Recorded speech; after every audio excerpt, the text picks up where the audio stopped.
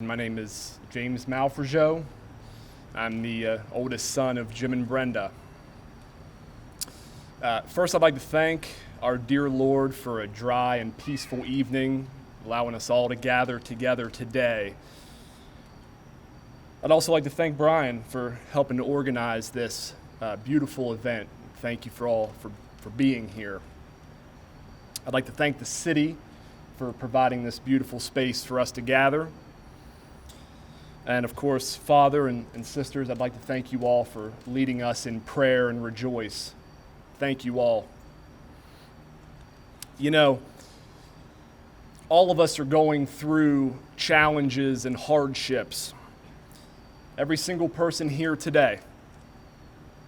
Everyone's being faced with something that requires strength and resilience. And for that, I thank each and every one of you for taking time away from your own struggles to be here to help us in support of ours. The last several days have without a doubt been the most challenging days of my immediate family's life. But with that difficulty has come great compassion. I've seen my mother's tears run down her face countless times, but not out of fear or helplessness, but out of gratitude and humility and hope. Our family and friends and neighbors, this community, each and every one of you, has helped to flip the script on this tragedy. Your acts of generosity and your prayers, your selflessness, it's all more powerful than any conventional healing. So tonight we're all healers, so thank you. I'd also like to take a moment to talk about something that is oftentimes forgot of in times like this. My wife and I were at Mass on Sunday at a parish in Cleveland, and the priest was talking about forgiveness in his homily. You know, forgiveness is oftentimes the greatest measure of a man or a woman.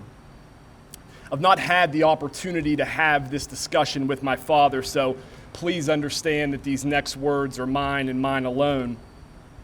You know, forgiveness comes in many ways. It can be shouted from a rooftop. It can be written in a diary. It can be, shared silently in a loving embrace. Or it can be felt deep down in your soul. Nothing will ever remove the bullet hole from my father or erase the memory from my grandmother or mother's mind. But forgiveness will help us move on. I forgive because one day I'm going to need that same forgiveness. And I would ask each and every one of you to consider forgiving as well. I want to leave you with a short story that a gentleman told me. It had a very meaningful impact on my life. There was a man in San Francisco, California. One afternoon, he left his home. He walked to the Golden Gate Bridge. He passed hundreds, thousands of people, and eventually found his way to the highest point on that bridge, climbed to the top, hurled himself over the edge to his immediate death.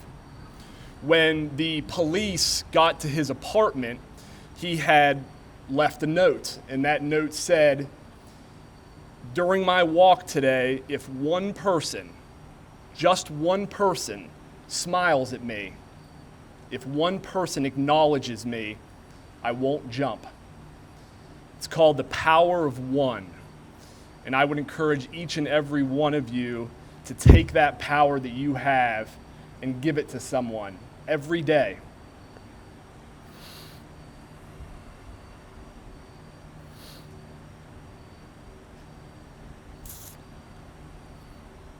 That man also shared a story with me about understanding your why.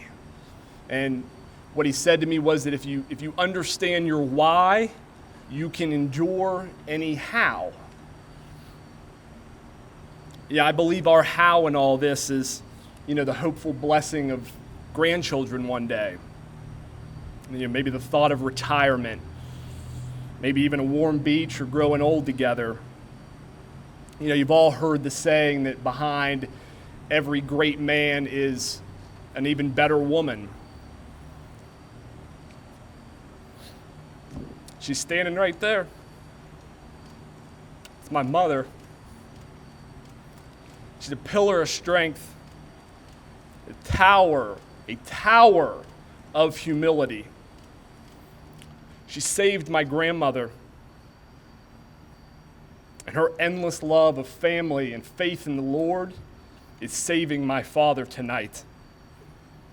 So I wish you all nothing but safety and happiness. I thank you all for being here this evening, and just know that your warmth and grace is with our family. So thank you. Have a great evening.